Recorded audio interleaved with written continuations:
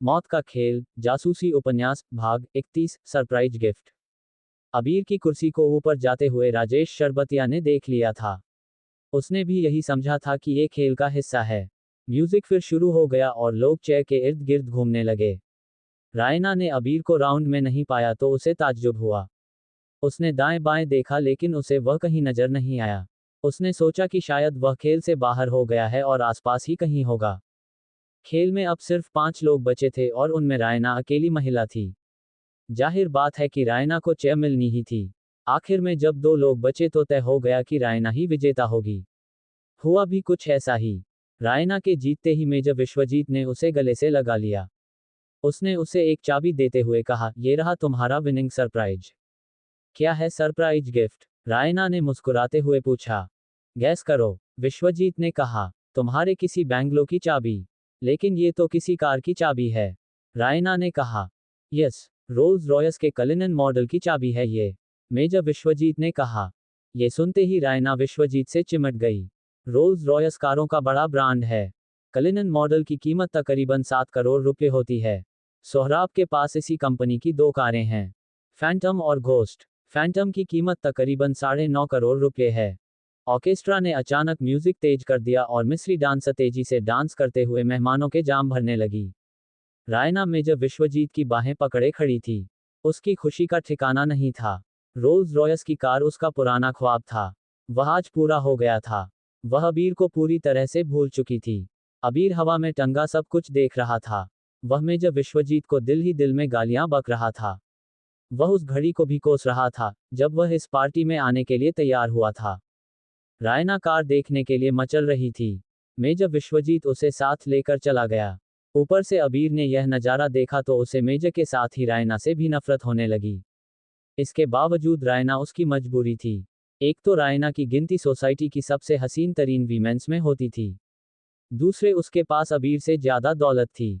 तीसरी जो सबसे अहम बात थी वह ये कि उसके लिंक्स बहुत हाई फाई थे।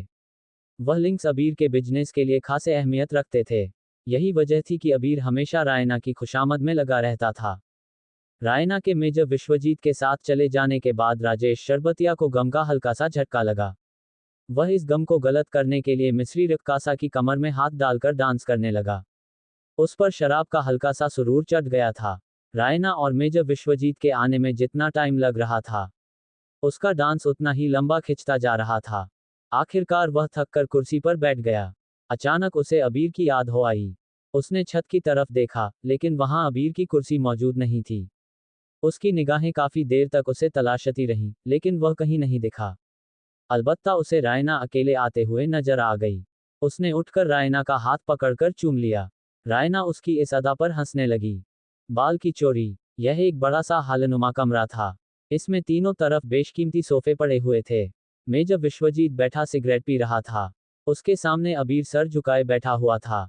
विश्वजीत ने सिगरेट का धुआं छोड़ते हुए कहा, तुम्हें क्या लगा था कि तुम पार्टी के दौरान वीरानी का पुतला फेंकोगे और मैं डर जाऊंगा? अबीर कुछ नहीं बोला। मैंने अगले दिन सुबह ही जान लिया था कि यह हरकत तुम्हारी है। अभी तुम बच्चे हो। मेरी पूरी कोठी की निगरानी 4 ड्रोन 24 घंटे करते रहते हैं। अगले दिन सुबह ही सीसीटीवी में तुम्हें देख लिया गया था। मैं चाहता तो तुम्हें अपने भूखे शेर के आगे डलवा देता, लेकिन सिर्फ रायना का लिहाज है। मेजर सिगरेट का कश लेने के लिए कुछ देर को रुका, फिर उसने कहा, मैं चाहता तो तुम्हें वहीं पार्टी में सबके सामने जलील करता, लेकिन यह मेरा क्लास नहीं है।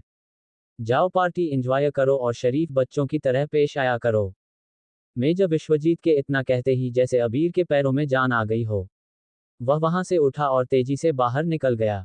कमरे से बाहर निकलकर उसने धीमी आवाज में मेजर विश्वजीत को एक गंदी सी गाली दी और पार्टी हॉल की तरफ बढ़ गया। उसके जाने के बाद भी मेजर कमरे में अकेले बैठा सिगरेट पीता रहा। तभी उसके फोन की घंटी बजी। कॉल उसकी सेक्रेटरी की थी। वह सेक्रेटरी की बात सुनता रहा, उसके बाद कहा, मैं पार्टी के दौरान किसी से नहीं मिलता, ये तो तुम्हें पता है न लियाना। दूसरी तरफ से कुछ कहा गया। उसके बाद विश्वजीत ने कहा, ठीक है भेज दो। एक व्यक्ति को लेकर लियाना कुछ देर बाद हाजिर हो गई। मेजर ने उस आदमी को बैठाते हुए कहा, मिस्टर सोहराब, मैं पार्टी के दौरान किसी से मिलता नहीं हूँ। आपकी काफी तारीफ सुन रखी है, इसलिए अपना यह उसूल तोड़ रहा हूँ। माय प्लेजर, इंस्पेक्टर सोहराब ने कहा। उसकी निगाह मेजर विश्वजीत के सामने रखी सिगरेट की डिब्बी पर टिक गई थी। ये भी सोब्रानी ब्रांड की ही सिगरेट थी। जी बताए, हमारी कैसे याद आ गई? मेजर विश्वजीत ने सोहराब से पूछा। कुछ खास नहीं, बस आपसे कुछ बातें समझना चाहता था। पहले सोचा आपसे ऑफिस में मिल लूं, लेकिन शाम को इधर आना हो गया तो वापसी में सोचा मिलता चलूं। सोहराब ने कहा। सही वक्त पर आए हैं। चलिए हमारे साथ पार्टी एंजॉय कीजिए। मेजर विश्वजीत ने कहा। जी शुक्रिया, आपकी पार्टी में एक अजनबी के अचानक पहुंचने से खलल पड़ेगा। सोहराब ने टालते हुए कहा। कोई बात नहीं, अगली पार्टी के लिए आप हमारे स्पेशल गेस्ट होंगे। आपको इनविटेशन मिल जाएगा, मेजर विश्वजीत ने कहा। सोहराब मेजर विश्वजीत की जिंदादिली से काफी मुतासिर हुआ। इस उम्र में भी उसमें गजब का जोश और हौसला था। किस बारे में बात करना चाहते हैं आप? डॉक्टर वरुण वीरानी के बारे में, सोहराब ने कहा और गौर से उसके चेहरे के उतार चढ़ाव को पढ़ने की कोशिश करने लगा। बहुत नेक और शरीफ आदमी था वीरानी। मेरा अच्छा यार था, मेजर विश्वजीत ने अफसोस जाहिर करते हुए कहा। आपको क्या लगता है, यह महज हादसा था या फिर? सोहराब ने जानबूझकर बात अधूरी छोड़ दी और मेजर के चेहरे के भाव पढ़ने की कोशिश करने लगा। क्या कहा जा सकता है, क्योंकि पार्टी में कोई किसी का दुश्मन नहीं था। हम सभी बरसों से पार्टी में शामिल होते रहे हैं। कहीं ऐसा तो नहीं है कि मौत का खेल के बहाने डॉक्टर वीरानी को टारगेट किया गया हो? सोहराब सीधे मुद्दे पर आ गया।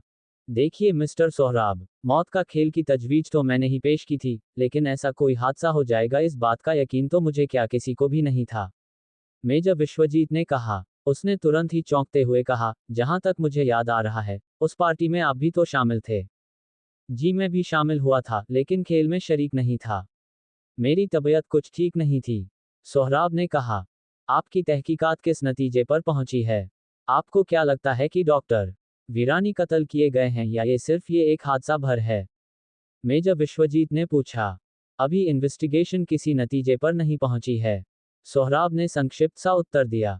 रायना के डॉक्टर वीरानी से कैसे ताल्लुकात थे? सोहराब ने पूछा। देखो प्यारे, रायना खुले मिजाज की है।